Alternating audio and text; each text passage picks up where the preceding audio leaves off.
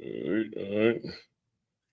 Happy Monday morning, folks. Happy Monday morning, afternoon, depending on the time of day. If you're listening to this on the Move Swift+LY podcast, give me a second. Let me just make sure we're good on all the platforms here. There we go. Mic check. Facebook, what's happening? And let's get into this. We have an incredible week ahead of us. Let me just tell you, there's a lot we getting ready to get into today. And I would be lying. I would be lying if I said it was planned the way it's going to be shaping out. But hold on, let me just make sure we're all good here. I would be lying if I said it was planned the way it's going to be shaping out. But hold on, let me just make sure we're all good here. I would be lying if I said it. All right, here we go. Let's get into it. Good afternoon, good morning, good whatever time of day you're consuming this material. Like I'd say 95 to 96% of the material I put out there, it is evergreen, meaning it doesn't necessarily matter when you consume it, just as long as you consume it, and you are going to be getting the same amount of benefits from it, whether you're taking this in live or if you're taking this in 15 or 20 years from now. All of it is going to be just as relevant. Today, we do what we normally do. Actually, I'm getting ahead of myself, I guess, which I have a habit of doing, and I'm working on fixing the problem as we speak. I'm working on fixing this problem that I do. It could be a problem or it could be a solution, depending on the perspective of me just overlooking certain current situations and not actually addressing them and getting to the point a little too quickly. Again, I'm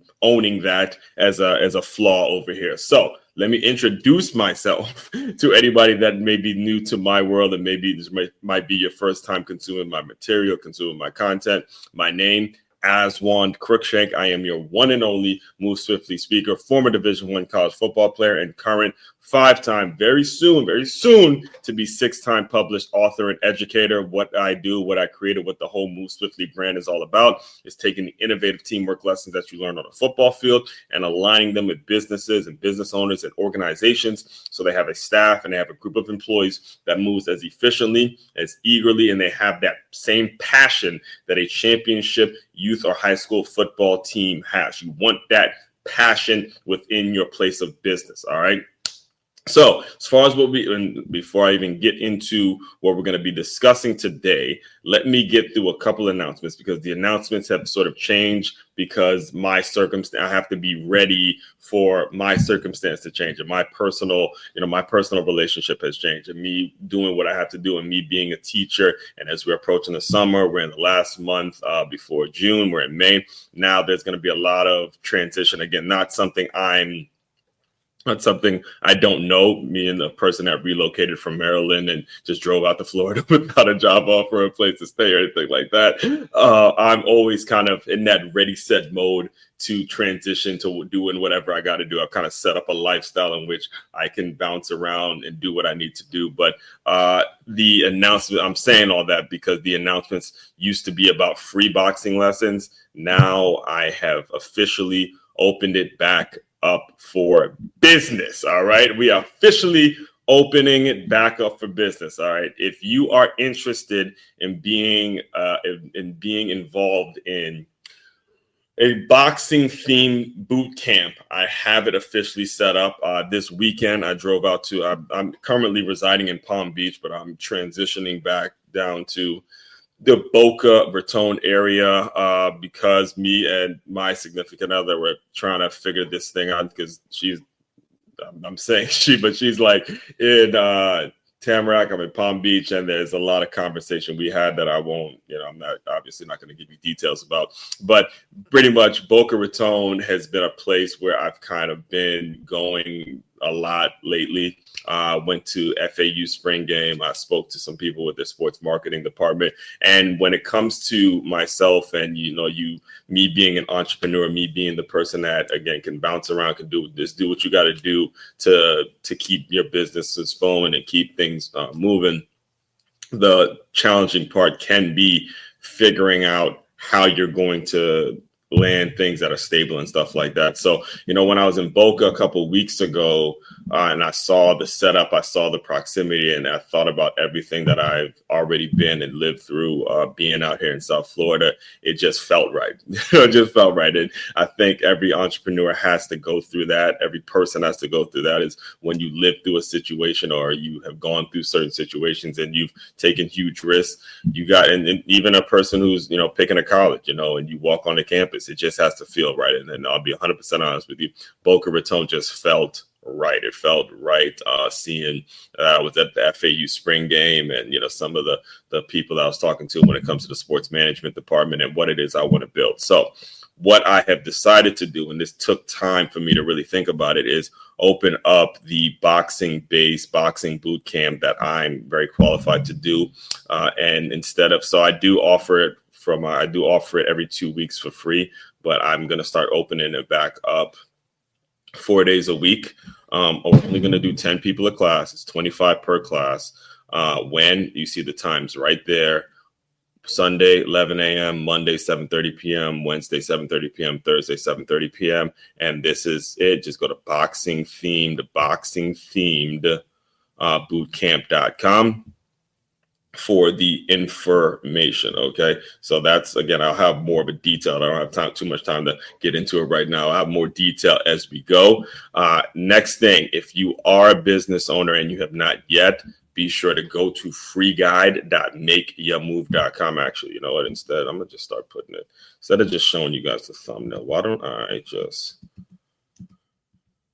God, there we go. I'm gonna just start doing that. There we go. All right, cool. I don't know why I haven't thought about doing that before. So if you're listening to this on the podcast, I just went to the website. I'm still new. I used to just show the thumbnail, but now I'm like, I just literally, as we're talking, I'm realizing, why don't I just go to the website and show you guys up front so you guys can see it. But if you're a business owner, if you have not yet, go to freeguide.makeyourmove.com. Just put in your information and I'll send you over a free guide on how to make it so you can be using specific things now to make it so your staff, as the promise of my business is, your staff and your group of employees are working like an efficient team, like an efficient championship football team. That's what it is here. So go to freeguide.makeyourmove.com. And if you're interested in the boxing lessons, go to boxing-themed bootcamp.makeyourmove.com. And after all that, if you just want to get to know me, if you want to just, who is this As-One Crookshank guy? Who is this person that is always showing up on my feed? That got a ton of stuff on the internet, all that stuff. The main website to check out is makeyourmove.com. That is the main hub for all the work I do. You can shop there. You can book me to speak. You can simply learn more about me or just simply listen to the podcast. All right. So all that being said, and as I move forward with the newer announcements, trust me, they will be a whole lot cleaner and we'll get through them a whole lot more efficiently than they just did. Just know that was my first time, making the new announcements, and I was thinking about a lot of things to get to that point. But here we are. Today's show. What do the numbers say? All right. What do the numbers say? And let me make sure that I have the Medium article is already written. It's already here. What do the numbers say? And let me break down. And for those of you who don't know, the way this works is I'll read the article directly, and then I, obviously add some commentary to it. And I usually keep these around 45 minutes. There were times in which I went for a whole hour, but seeing that I do have other obligations and things to do, I made the decision, and this is what business is about. And this is where we're going to get to a lot today. When you're talking about numbers and you're talking about how you judge numbers and you're talking about how to utilize numbers, you're talking about how you're making an adjustment and making a solid observation on people, solid observation on the people that you let in your circle and you let in your life. You got to use numbers in a way that is very fair, very understandable, and it's not as easy as, hey, this person makes that amount, so I'm going to draw this conclusion. Or this business makes that amount, so I'm going to draw this conclusion. It's not as surface level as the world makes it. There's a connection between critical thinking, literally critical thinking and challenging things, and how to judge specific numbers. So the general tone in today's question is really, really important for you guys to understand as business owners, because you're making the wrong decisions. I guarantee you, a lot of you business owners out there who think you're making the right moves as a business owner because of a metric or a measurable that you're not really understanding, or that you think is leading to this result or leading to that result, that is a mistake. You have to really align critical thinking with what the numbers actually say. And I'll tell you what got me on today's topic, or this week's theme, is the fact that I do teach, and then I do hate with a passion, absolutely hate with a passion, math. I hate it. I hate teaching math. I hate teaching it in the traditional sense that the school system creates. In this, I'm going to memorize some stupid ass quadratic equation that I'm not going to use for the rest of my life. I'm going to memorize this formula so I can get an A or B on a test, and all of a sudden I know math. I'm going to memorize these things just for a test and never actually utilize math in a practical way. I hate it. So this week I was teaching a math lesson to the students, and they were getting incredibly frustrated. I was getting frustrated because first of all, I hate the way the whole setup is when it comes to math. I hate the way the whole thing is set up. That's number one. But also seeing I had to teach it, some of the students, when they don't get a problem, at least like it is when it comes to every student, when they don't get a problem, they check out. When they don't get a math equation, when the stuff gets too complicated, just like some adults, they simply check out and they decide, okay, I ain't gonna do it, and this, that, and the third, and it turns into a huge argument. And what I was kind of reflecting upon was, hey, there's a way of teaching it. There's a way of making a kid who may not like math, there's a way of making it important for them to understand the concept. And I would not have come to that conclusion had I not had this person that you're seeing right here on the screen. His name is Coach Mike Hibbs. All right. Mike Hibbs was my literature teacher when I was in high school. And Mike Hibbs was also the basketball coach. He's also the head basketball coach at Good Counsel High School. I went to Good Counsel High School, by the way, in Albany, Maryland. And he was one of the first critical thinkers, like real deep thinkers that I've ever met. And there's always kind of been this sense out there that critical thinkers and mathematicians and scientists and those kinds of folks, they don't get along, because the critical thinker is going to challenge the conventional way of thinking, and the mathematician and the scientists and like your accountants in the world and stuff like that, they're going to judge it strictly by the numbers. And to my surprise, Mike Hibbs was an advocate for math, right? Mr. Mike Hibbs, I remember the question coming up, and I'm going to read it in an article in a second, but the question actually came up, hey, don't people like yourself not like math? And he goes, no, we love it because it trains the brain to think logically. It trains the brain to keep you away from this dreamy state and keeps you, just like, actually, I'll show you here. Just like when I was putting this together, right? Putting the boxing theme boot camp together.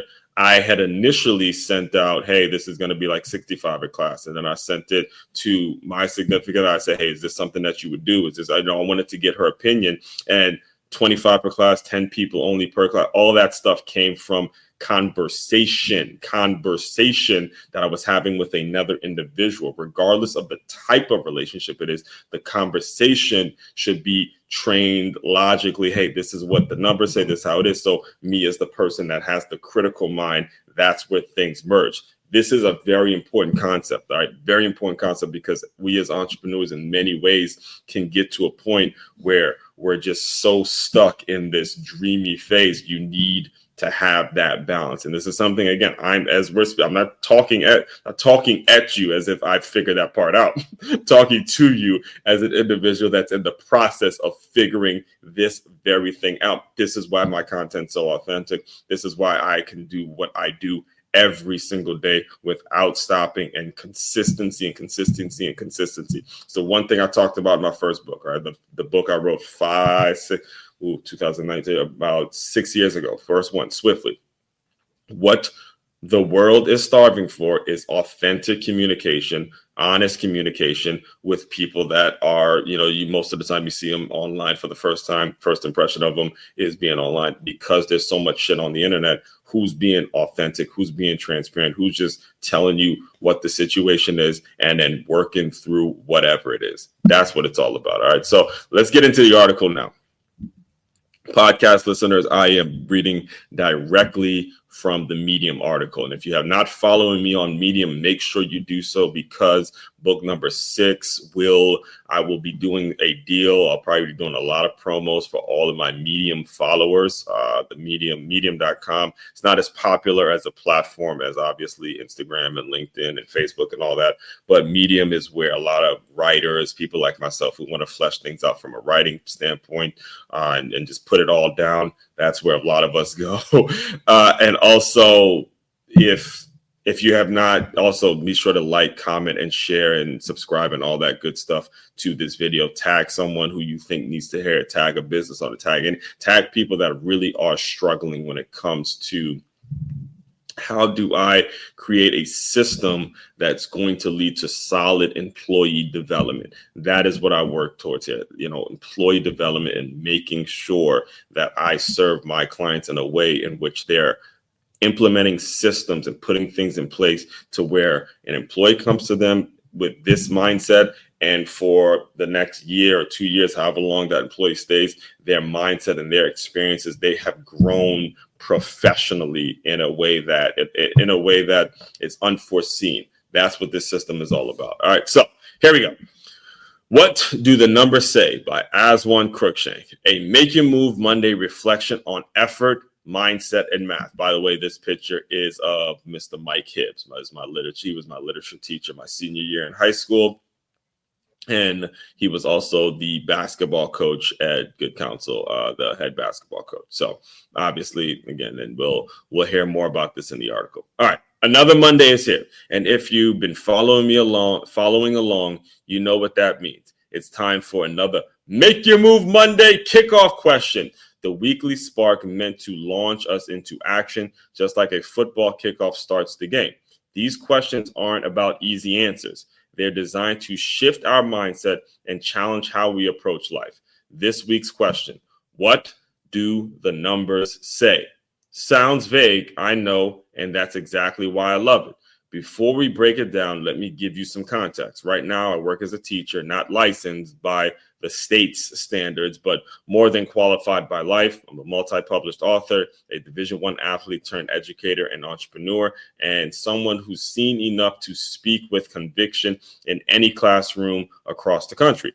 My current stop is the Center for Creative Education, and on the surface, it's a solid fit. Still, I've always known traditional teaching wouldn't be my long-term path, especially because of my deep-rooted dislike for math, like I had mentioned before, right? Yep, I said it. I hate math. I never understood the way it was taught. Formula after formula, crammed into our brains for a test, and then forgotten forever. Real talk. I graduated college with a 1. I got literally a 1 on my math competency assessment.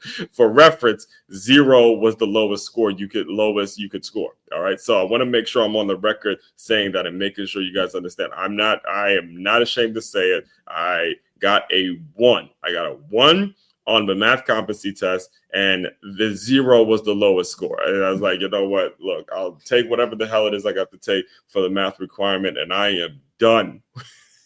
I swear. I had such, and the crazy part about it too is I had such a high level of ambition going. I mean, not had. I still do. I still have this same kind of ambition and very ambitious person. I walked into college and I said to myself, it's going to be a athletic trainer. Yes, because when I got to the school that I wanted to be at, Stony Brook University, right? And this was a year, this was after 2 years. So Carson Newman College, I'm in Tennessee, tear my ACL. And then my sophomore year, I couldn't play because I had knee surgery, and I was at a community college and I was working at a gym, right? So what made sense was for me to become an athletic trainer, right? It just made sense seeing that, hey, I know what the injury process is like. And, when I got to Stony Brook, I said, hey, I'm going to be an athletic training major and I was going to minor in business. Like that was my ambition going in, not realizing when you play football at Stony Brook, hey, being an athletic trainer and all that stuff, because it sucks up so much of your time doing these things, that a lot of the majors that I had considered going into college were just not, it just wasn't going to happen. It just simply wasn't going to happen because of the time constraints and all that kind of stuff. Right. So anyway, before I started playing at Stony Brook, I went out there that summer and I took a financial accounting class and easily dropped it. I was like, yo, there's too much math in this. It's just too much math in this, because being a business minor, like I planned on being, you had to take financial accounting as a prerequisite. And I was like, yo, too much math. I'm good. I'm going to figure out another way to be successful in life, because this math thing, I couldn't stand it. And especially if you're talking about a financial accounting class, it's literally what they do. They're memorizing formulas, memorizing things, and it goes against so much of what I enjoy doing. So the financial accounting part, again, I always would be more than happy to outsource that part of it. Now, basic math and, knowing how much to charge so I can make this much and stuff like that. Stuff like this, 25 per class, 10 people per class. There we go. The numbers went in my head. Boom, that's 100. If they come for all 4 days, that's $100 a week. You times that by 10, you make in what, 1,000 for the week with all the people you get. I was able to do math like that. That's not something that you have to memorize, just knowing your numbers in terms of basic stuff. But the formulas and the spreadsheets and all that kind of stuff, that stuff, I was like, yo, I'm good off that. I'm good off that. So, all right. So where we at? The lowest you can store is 0. So imagine my frustration when I'm standing in front of let me go back a little bit, just because I might have threw you guys off there. So now I never understood the way it was taught. I'll go back to, yep, I said it. I hate math. I never understood the way it was taught. Formula after formula crammed into our brains for a test and then forgotten forever. Real talk. I graduated college with a 1 on my math competency assessment. For reference, 0 was the lowest you could score. So imagine my frustration when I'm standing in front of a classroom trying to walk students through a math problem and they just stop trying. They check out. They give up, not because they can't do it, because they don't even want to try. That mindset, that's what gets me fired up. All right. So that's where this entire topic and the entire theme from today comes. All right. Just because you don't like something, just because something may be a challenge to you, just because something isn't going to be naturally just going to pick up on it naturally and you have to work towards it, just because that is the case does not give you the excuse to simply blow it off and just say, fuck it, I don't know how to do it, I'm moving on. That is the mindset that I will make sure I root out of anyone that gets close to me. I can't have people around me that have the mindset, or I get frustrated when I'm around the people around people that, okay, because shit ain't working out exactly the way you get, or shit isn't happening in a natural, so shit isn't happening to the point where you just are able to pick up on it without any work. You have no effort, no ability, no mental fortitude to actually tough through situations and say, okay, I'm going to do what I can. That is the part that I get frustrated with. And that is the part where this question really hits home for me, is because the numbers, if you're talking about numbers now, the numbers are going to also show how much you're trying. The numbers are going to show how much you really pay attention to people. The numbers are going to show how much you give a shit about your life and how bad and desperately you want to be successful. The numbers are going to show that too. All right. The numbers are going to show. There's ways of measuring those numbers. And again, life experiences has taught me, hey, when you measure when you look at the way someone is actually spending their money, when you look at the way someone is actually living their life and how much they're actually trying, you can count how many times that kind of stuff can be proven. All right. I'll never forget was a great book I read. Let me see if I can pull it up real quick so you guys have some. I think his name was Frank Murphy. Frank Murphy books. I think it was Bucks. He used to play for the Bucks. Let me see if I can pull it up. Frank Murphy. Yep, and he has this. Let me see if he has it up. Yeah. Book. No, it's right here. It's right here. I got you. Yeah. What's up? It's your boy Frankie Murphy. All right. Yeah. This is it. Yeah. Behind the. Yeah. All right. So when I first got out to Florida, I was in the St. Petersburg area, and obviously that's near Tampa. And I went to this event. I went to this. Oh man, he got a nice little setup. This is my first time seeing it actually. So yeah, this is the book I read. I read this for the podcast listeners. I'm looking up at Frank Murphy, frankdmurphy.com, and he has a book out called The Man Behind the Helmet. I met him, but I also read the book. So I met him at this event. And he gave this great, fiery speech. He gave a fiery speech to a group of young high school boys. He used to play for the Tampa Bay Buccaneers, and obviously he invested his money well and all that kind of stuff. And he went, he lived through a lot of situations. You can guys go read the book. It's called The Man Behind the Helmet. And in that book, he said that money is only going to give a person an opportunity to be who they are, who they really are, who they truly are, and what they really value and what they're really all about. All right. So it's all a mindset. And that's the thing that frustrates me the most about the school system is these math formulas are created to distract the person from how to actually judge numbers the right way, judge effort, judge what a person's ability is, and judge how you put together actual future curriculum and future lessons. That's where you as parents and you as people that get close, whether it's uncle, parent, whoever the adult is in the kid's life, in their personal life, you got to be able to teach them how to use their discernment and not just look at numbers on a surface level. You have to teach young people how to use numbers and teach them how to dig a little deeper when it comes to numbers, because it's not just a surface level conversation. It's not just about being on a surface level. And I'm back to reading from the article directly. This is how I learned how to do it personally. All right. So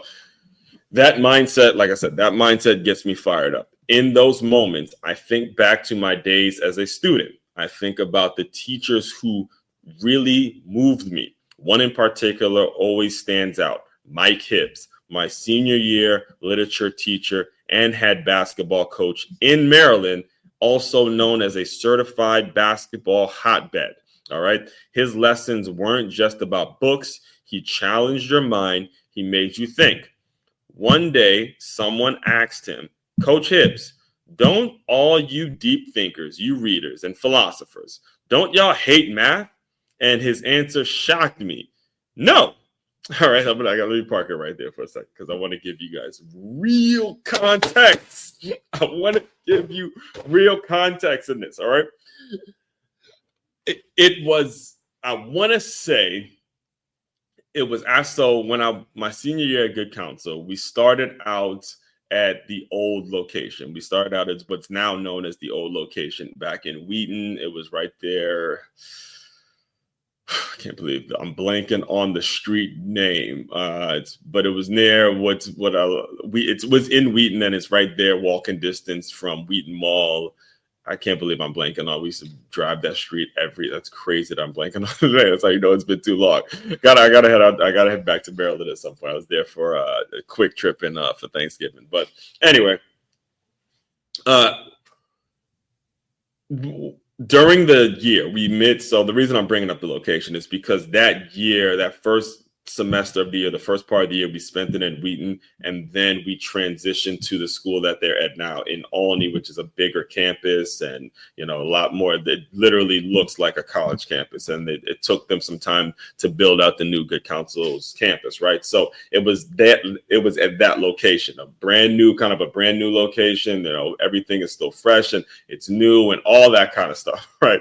So we had a brand new classroom and things were just new. It was just new, right? So when it was actually he was a former teammate of mine. Shout out to Sully. We used to call him Sully, short for Sean Sullivan. Also played linebacker with me.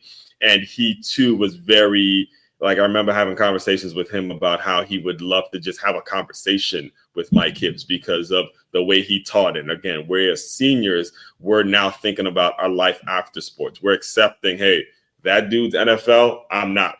That's senior year when you play football your whole life. Anybody that can resonate with me knows what there's a 99% of you guys out there that can resonate with me when I say this. Time you get to your senior year of playing whatever sport you're playing, and in my situation it was football, you start looking at cats and you say, okay, that looks like an NFL player, and that don't look like me. 99% of you guys can resonate with that feeling, right? So Sully had asked him. Sully was like, "Hey, man, don't you guys, and again, this is Mike Hibbs. At this point, he's been, going off on all sorts of books, and he's a literature teacher, and his mental, all the philosophy. So picture like a Phil Jackson type guy. This is why I put the article right here. I want to make sure I honored him, and I said some kind words, but I want to kind of remember and reflect upon his philosophy. And I've personally read several of Phil Jackson's books, and the Zen and all that. So I could only imagine how his mindset was in regards to Phil Jackson and Sacred Hoops. I've read Sacred Hoops. The rings, the one where he had all 11 of his championship rings, the last season when he was with the Lakers and all that kind of stuff. So again, I was that person, so I could only imagine how much of his material he took in. And these basketball coaches' minds, man, they got a lot going on. In fact, in my second book, let me show you this real quick. I even put a picture of it here. Hold on one second. The basketball coaches are seeing that we're in bed. That's Doc right there, and he's designing plays on the spot. There's a great deal of a foundation that a basketball coach requires. So it's interesting. It was interesting to watch him do his thing, and then be in literally a literature class with him, right? So anyway, Sully asked him. He goes, "Hey, don't you guys hate that math stuff because they're only looking at things like really by the numbers, and this is 2 + 2 = 4 and all this kind of stuff." And again, in a philosopher's mindset, sometimes, hey, 2 + 2 might equal 5. 2 + 2 might equal 6. If you do this, and you think about this, and where did the numbers come from? We as critical thinkers can start going all over the place when you get the mathematician to say, "Listen, 2 + 2 = 4."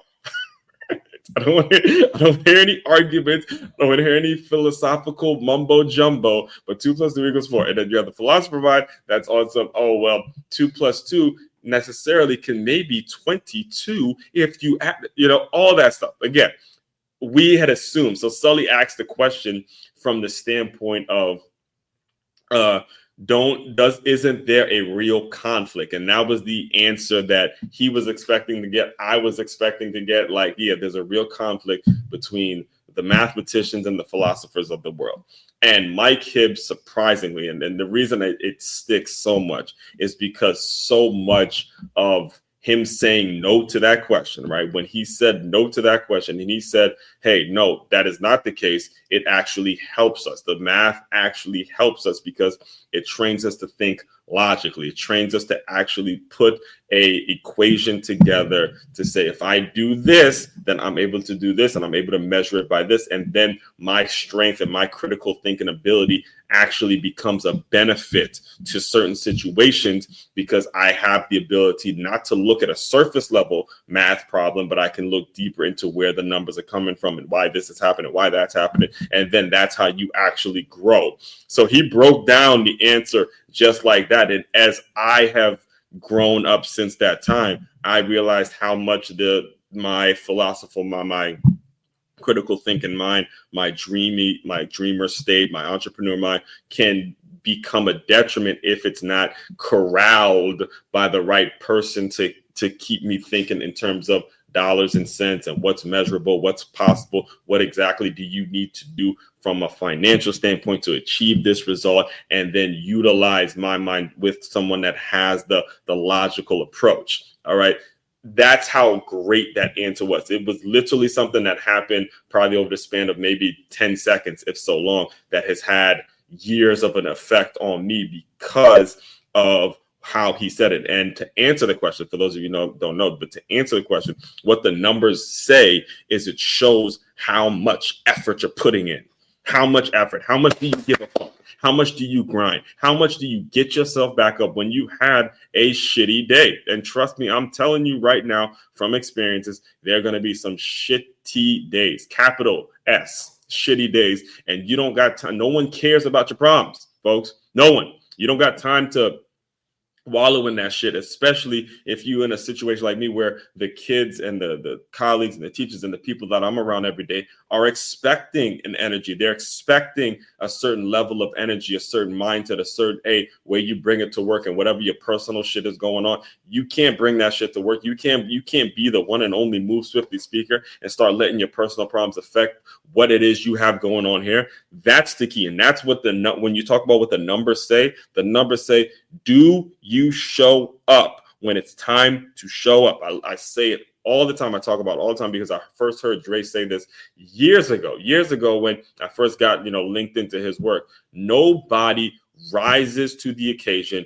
All of us, every single individual out there just falls to the level of preparation. You fall to your level of preparation. When the pressure is on, do you say, okay, I can own that. I'm taking that. And let's take action towards it. Let's not spend a whole lot of time wallowing in your bullshit. Do you take action to fix the problems that you need to be fixing? That's when people are inspired by you. That's when people want to work with you. That's when people are willing to strategically put things together and say, okay, I can support in this way. That's what the numbers have to say. The numbers have to show how much effort are you actually putting in.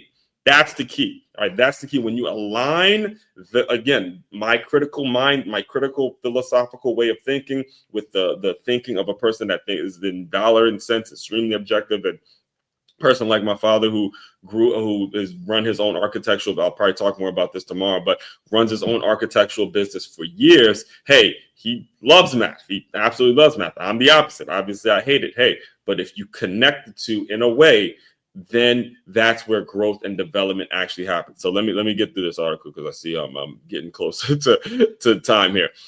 That mindset, let me go back. So imagine my frustration when I'm standing in front of a classroom trying to get students to hold up. Right, you already read that part. Okay, his answer shocked me. No.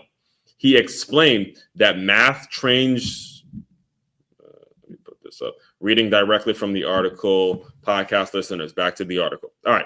He explained that math trains your mind to think logically. It gives you a way to measure effort, to track how someone improves, to see the patterns and that lead to progress and ultimately smarter decisions. That changed everything for me. So when I asked, what do the numbers say? I'm not talking about money. I'm not talking about social media followers. I'm not talking about stats on a spreadsheet. I'm talking about effort. How many times did you try before you gave up? How often did you push through instead of checking out? What are your results saying about your habits, your growth, and your mindset? Because when you start measuring the right numbers, the internal ones, your life starts heading in a direction you couldn't have even dreamed of. Action step, if you say it's about transforming your mindset, measuring real progress, and building team culture that thrives on effort and accountability, visit makeitmove.com and inquire about our employee development workshops. It's time to take your growth and your teams to the next level. Right here, we need to park these questions. I'm gonna leave these questions right here on the screen. And we're gonna spend the next I got about 5 minutes left before I gotta jump off. But we're gonna spend the next 5 minutes or so talking about all three of this and specific examples about what I mean when I say when I ask all three of these questions. Number one, first of all, How many times did you try before you gave up? This one's incredibly self-explanatory, and it's incredibly important for you to get across the minds of young people. This is why right now, again, I don't have kids of my own, biological kids of my own. And it's crazy to think about. I have had conversations about why I want to homeschool my children that don't even exist yet.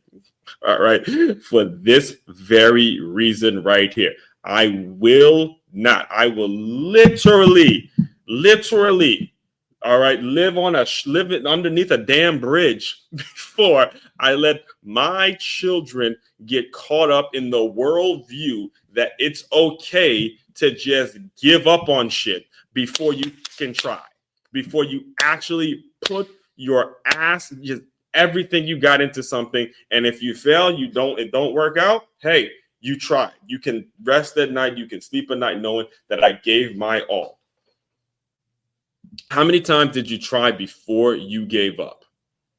That's what I mean when I say, what do the numbers say? If it's, oh, hey, man, I tried to get this job, or I tried to, make this sale for this person. I tried to get whatever it is, you fill in the blank on whatever dream it is, whatever goal you had. I tried it once. I sent 3 emails, right? I sent a text message. I called one person and left a voicemail and never followed up. I never created. Like, if that's what I'm hearing, then you don't deserve success. You don't deserve to actually be in my circle. If that's what I'm hearing, right?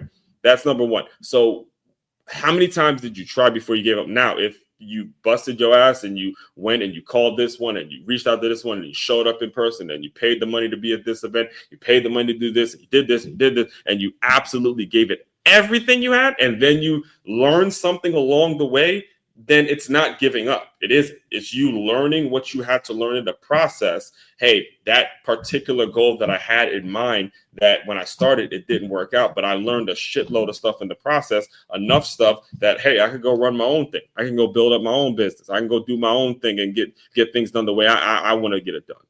That's mentality, folks. That's mentality. And that's when you're able to measure that in the person. Stuff really starts to get clear for you. Next thing. How often do you push through instead of checking out? This process sucks. It sucks. You're going to get told no. You're going to deal with rejection. You're going to deal with people that you genuinely want to work with. That'll give you 2 of those, 2 solid Q. All right. And can you push through during those times? Do you have the mental fortitude to push through during those times, to really see what a person's actually saying off the surface level of whatever may have been coming out in the text or in something that they said offhand, or they reacting to emotion? Can you push through during those times? But do not check out. Do not check out. It'd be the worst decision that you could possibly make. And finally, what are the results saying of your habits? Okay. So again, myself, I'll put it out. I will put it out there because you guys can look at the numbers that should be discouraging to me. I put out multiple posts a day, multiple material online a day, and I would be lucky, or be surprised if I got one person to even like one of my posts, to get one like. Yet, Google my name right now, just so you guys know I'm not bullshitting you. Boom. The results still become the results, right? I'm still among the people. There's still a circle. There's still more books. There's still opportunities that I can use to create without having, a huge social media following, a bunch of people liking my stuff. So there is no damn excuse. All right. There's no excuse. It's about pushing through, and the results become what they were supposed to be, not necessarily what you expected them to be, but the results will become what they're supposed to be if you're paying attention and if you're putting forth the effort. Ladies and gentlemen, we have a whole week of this. All right. This is just literally the kickoff. That's why it's called the Make Your Move Monday kickoff question. We're just kicking things off this week, and we're going to dive into numbers and how they work and how you're able to truly measure what a person's all about, where a person's going to be because of a mindset with measurables absolutely is going to tell you everything you need to be knowing about an individual. And if it's a person you want to be dealing with, we're not, whether it's romantic, professional, friendship, I don't give a shit. At the end of the day, the process is going to be the same, regardless of how you look at it and regardless of what you are wanting from that particular person. The numbers are going to tell you everything. The numbers are going to tell you everything. You just got to know how to judge the numbers, which is exactly what we're going to be talking about tomorrow in Top 5 Tuesday. Top 5 Tuesday tomorrow, we're going to be talking about top 5 ways to judge the numbers, and we'll dive into more discussion about that. In the meantime, if you are interested in employee development workshops, and you want more of this, you want this energy, you want everything I'm bringing you want me to bring that over to your staff and help build out a system to where your staff is constantly improving, just go to makeyourmove.com. That's MakeYamove.com. One-stop shop for your teamwork and your self-development needs. As one, Crookshank, your one and only Move Swiftly speaker. Checking out. You guys continue to move swiftly. We will talk more soon.